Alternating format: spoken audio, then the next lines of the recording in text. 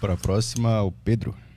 Salve pessoal, boa tarde aí. Salve Caio, salve Arthur, salve Marília. Eu tenho uma pergunta que eu sempre vejo e eu nunca entendi. Quando o governo faz alguma cagada, fala alguma coisa que não devia, aparece no dia seguinte as notícias: a bolsa despencou tantos pontos, o governo perdeu 1,6 bilhões em dinheiro, tipo esse tipo de coisa. O que isso significa palpavelmente para o governo? Tipo, a bolsa despencar e o Brasil perder dinheiro porque o presidente falou algo ou atentou algo, tipo, fez alguma cagada. O que isso quer dizer? O que quer dizer a bolsa despencar? Muito bom. O cara ele fica ficando bravo que ele percebeu que ele não tá entendendo. E aí no fim ele falou: o que significa a bolsa despencar? Muito bom. Bom, a bolsa despencar significa... Porque assim, o que é a bolsa, né? A bolsa é um conjunto de várias ações de várias empresas. Então, na bolsa tem Petrobras, tem ações da Petrobras, tem ações da Vale. Marília, o que é ação? É um pedacinho de uma empresa. Vamos supor que a Petrobras vale 5 bilhões de valor de mercado, né? A empresa mesmo. Ela produz e tal, ela vende e ela vale 5 milhões. E aí ela tem vários acionistas, né? Vamos supor que ela tem 5 milhões de acionistas. Então, cada acionista vai ter R$1, né? A ação dela vai valer R$1. E aí, essa ação todo dia é negociada no mercado.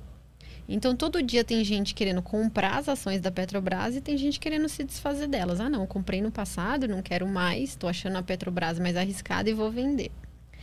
Quando o governo fala uma besteira, por exemplo, eu vou revogar esse teto de gastos, eu não aguento mais ter sempre um teto para gastar, eu quero gastar mais, então a partir de amanhã não vai mais ter teto de gastos. O que acontece? O investidor que está com ações da Petrobras fala assim: o governo não vai ser fiscalmente responsável, aí ele vai se endividar cada vez mais, o país vai quebrar, e aí a Petrobras, que valia 5 bilhões, vai passar a valer 4. Então, eu tenho aqui minhas ações a R$1 que vão valer 80 centavos. Eu vou vender por R$1. Aí todo mundo corre para o mercado para vender o que tem, porque fica pessimista. E aí a bolsa cai. Hoje a bolsa caiu 3% porque o governo falou besteira. Então, assim, o mercado, ele é o termômetro, percebe? Ele não é o causador. Uhum. O político adora falar assim: esse mercado é sempre contra o povo brasileiro.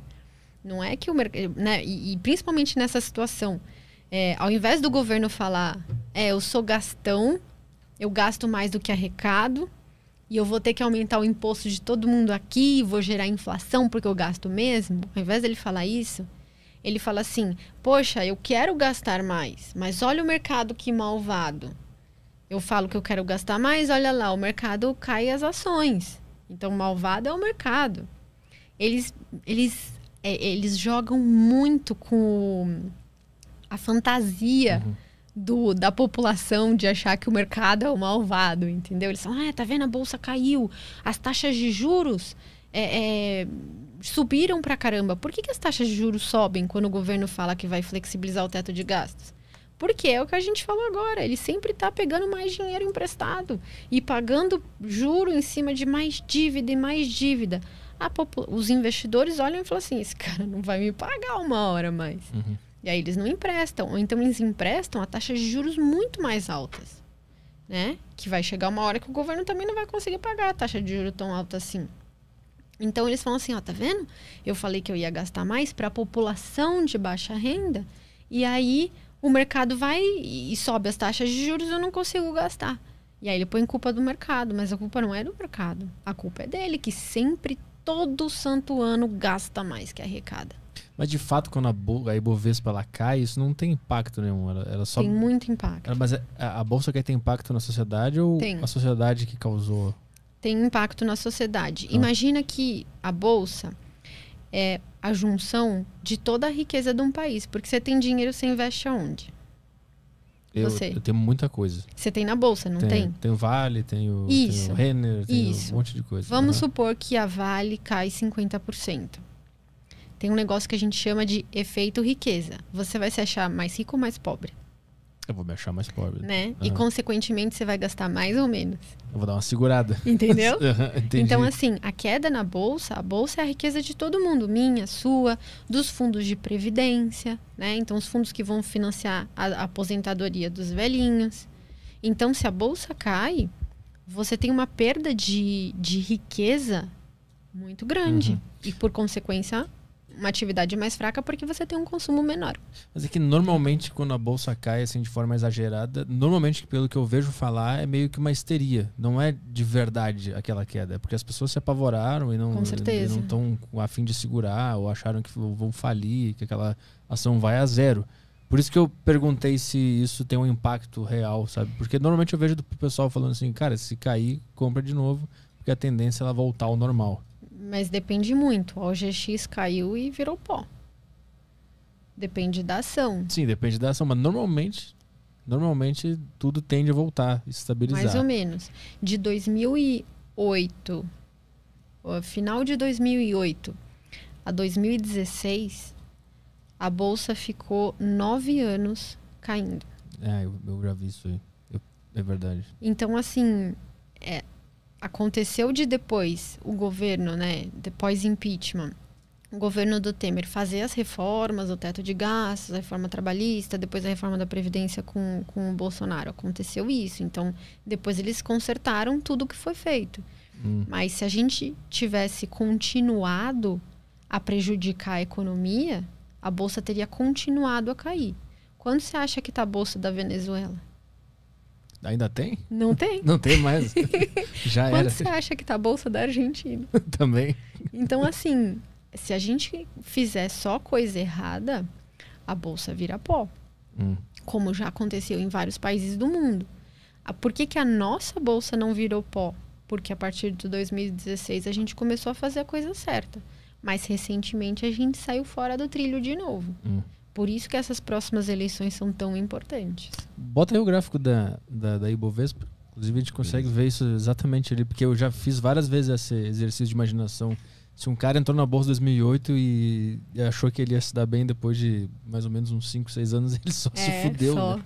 Bota aí, Ibovespa vai aparecer aí pro pessoal conseguir ver. Bota máximo ali, ó. Aqui. Olha só. Aquela queda lá. De 2008 a 2016. Aqui. A bolsa caiu. Vai 2008 lá, ó. Aí nesse vale aí. Quem entrou ali no final ali, entre 2008 e 2009 Até 2016. até 2016 só perdeu a grana. Vai ali, ó, nesse último vale aí. Você vê. A gente aí estava arrumando para uma argentinização da nossa economia, porque a gente estava gastando sempre mais do que a gente arrecadava e gerando inflação. Mas é aquele lance que o pessoal fala assim, quando a bolsa cai, tu tem que analisar o fundamento da empresa, ver se está tudo certo lá, se tiver tudo certo, se mantém sócio dela. O fundamento das empresas mudaram ali naquela queda ou era só medo? Os dois. Era muito medo e os fundamentos mudaram. Por exemplo, imagina que você é a Petrobras. Você tem dívida, né? Toda empresa tem dívida. Quer dizer, não toda empresa, a maioria das empresas, principalmente as da Bolsa, tem dívida. Elas se alavancam porque você tem um benefício tributário. Você paga menos imposto porque você tira do seu lucro as despesas com financiamento. Aí o que acontece? Se a taxa de juros sobe porque você está gerando muita inflação, as suas despesas financeiras, as suas despesas com as taxas de juros dos seus empréstimos vai subir. E isso vai comer o seu lucro. Então, tem setores que conseguem repassar essas altas da inflação e são tão pouco alavancados que acaba não comprometendo tanto. Mas tem setores, como supermercados, como passagens aéreas, que eles trabalham com uma margem muito apertada. E se sobe a inflação, eles quebram. Então, até, por exemplo, a Latam está em recuperação judicial. Quanto será que tá agora? A Oi também.